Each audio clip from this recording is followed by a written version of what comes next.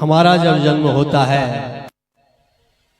तो जन्म से ही हमें 3 ऋण लेकर के हम पे कर्जा रहता है। कर्जा, ऋण का मतलब कर्जा। तो 3 ऋण कौन कौन से हैं? पहले तो है देव ऋण, देवताओं का ऋण। दूसरा है और ऋषि ऋण, ऋषियों का ऋण। और तीसरा है पितृ ऋण। 3 ऋण लेकर के हमारा जन्म होता है। अर्थात जब हम गर्भ में थे तो देवताओं का क्या ऋण था?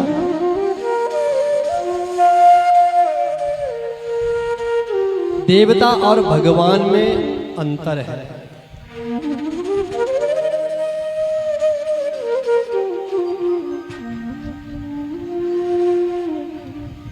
देवाधीनं जगत सर्वं मन्त्राधीनांच देवतः ते मन्त्रात् ब्राह्मणादीनात् तस्मात् ब्राह्मण देवतः। वरुण, यम, सूर्य, चंद्र, बृहस्पति, शनि, शुक्र, ये सब देव हैं। जब हम गर्भ में थे तो इन्होंने अपनी दृष्टि डाली कि इस गर्भ को सुरक्षित रखना है, जिन्हें हम जन्म पत्री देखते हुए नवग्रहों के रूप में भी देखते हैं, देवता है।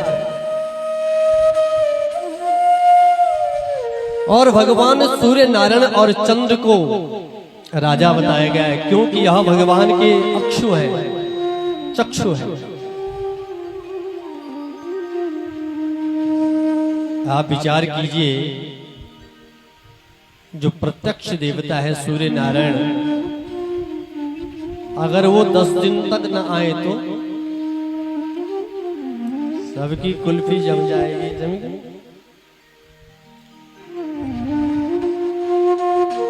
10 दिन छोड़ो, 1 दिन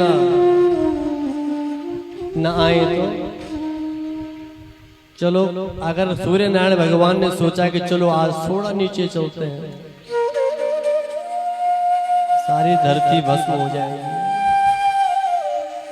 अगर सोचा थोड़ा ऊपर चलते हैं तो सब जो है हिम खंड बन जाएगा। लेकिन अनादि काल से सूर्य नारायण भगवान निस्वार्थ भाव से हमें प्रकाश दे रहे हैं। ऐसे ही चंद्रमा भी समस्त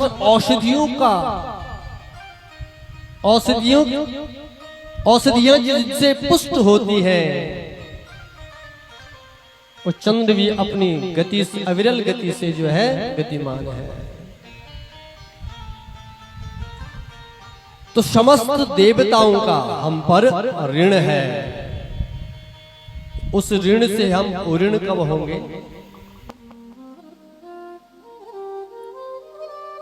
भाई, हमें कोई अगर कोई चीज देता है तो हम उसका धन्यवाद करते ना।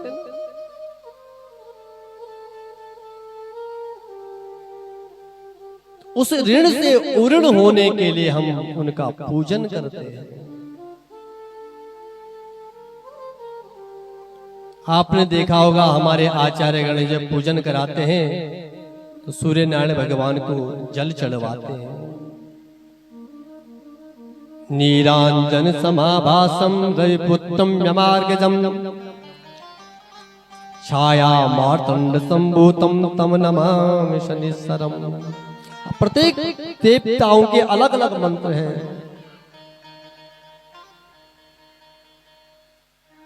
पद्मासनम पद्म करो दिबाहु पद्मम दिपीशक्त तुरंग वाहन दिवाकरो लोक गुरु कीर्ति मयि प्रसादम विदधात देव।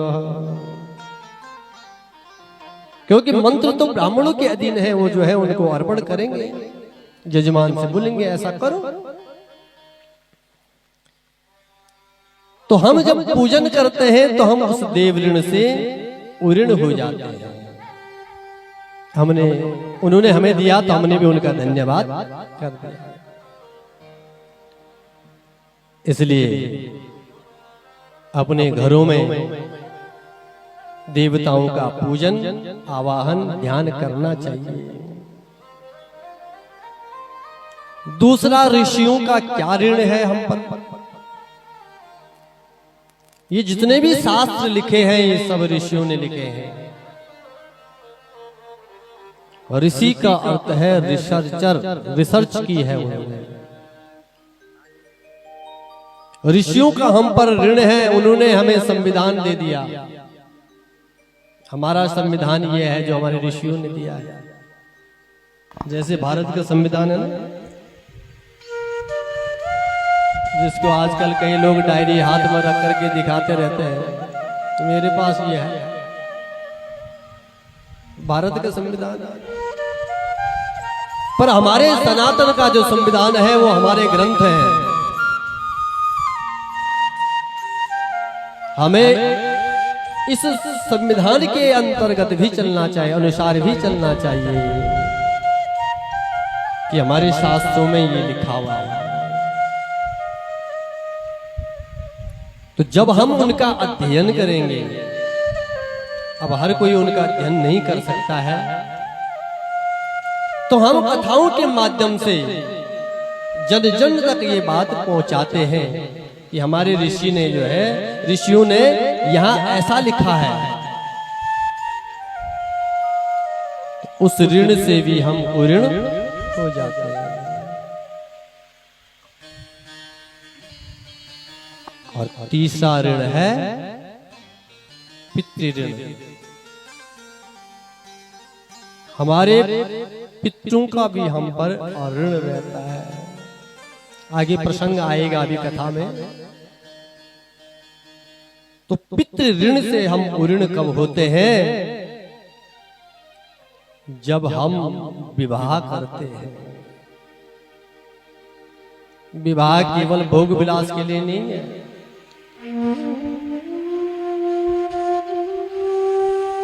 विवाह के बाद जो है संतान उत्पत्ति होगी,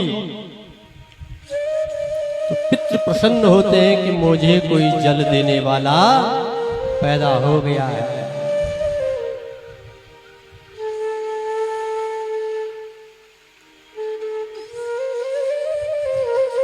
तो उन समस्त पितरों के ऋण से उऋण होने के लिए हमें विवाह करना पड़ता है और संतान उत्पत्ति करनी पड़ती है। और संतान का कर्तव्य क्या है कि वह अपने पितरों का तर्पण करे, उन पितरों का पूजन करे, उन पितरों का ध्यान करे। ये तो तब की बात है जब पितृ हो चुके हैं। लेकिन जीते जी अगर भगवान के दर्शन करने हैं तो अपनी माता और पिता में ही भगवान के दर्शन करने चाहिए।